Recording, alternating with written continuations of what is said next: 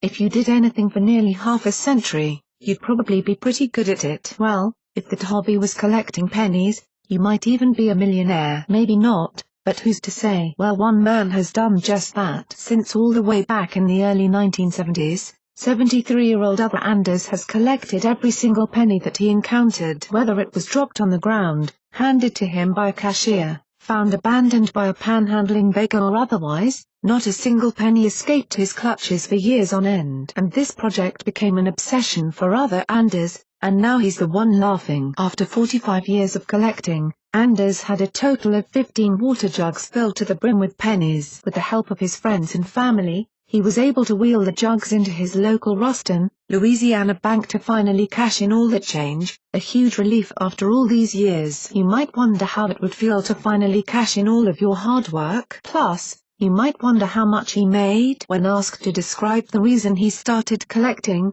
Anders is not shy about giving a direct answer. It all started with one single penny found face up on the ground, and it eventually led to his life's work. I became convinced that spotting a lost or dropped penny was an additional God-given incentive reminding me to always be thankful, Anders told Fox News. There have been days where I failed to pray, and more often than not, a lost or dropped penny would show up to remind me. Essentially, every penny Anders found on the ground was a sign of good luck from God. He wasn't shy about his faith in the Lord and recognized the blessing, even if it only came in the form of a penny. How many of us shun God's small blessings because they don't seem big enough to our human eyes? Maybe more of us should be more appreciative and recognize the abundance of blessings God bestows on us all every day. 15 5-gallon water jugs filled to the brim with pennies were brought into the bank, but Anders left with a much lighter load. An extra $5,136.14 deposited into his bank account. The day when Anders brought in cartloads of water jugs filled with pennies,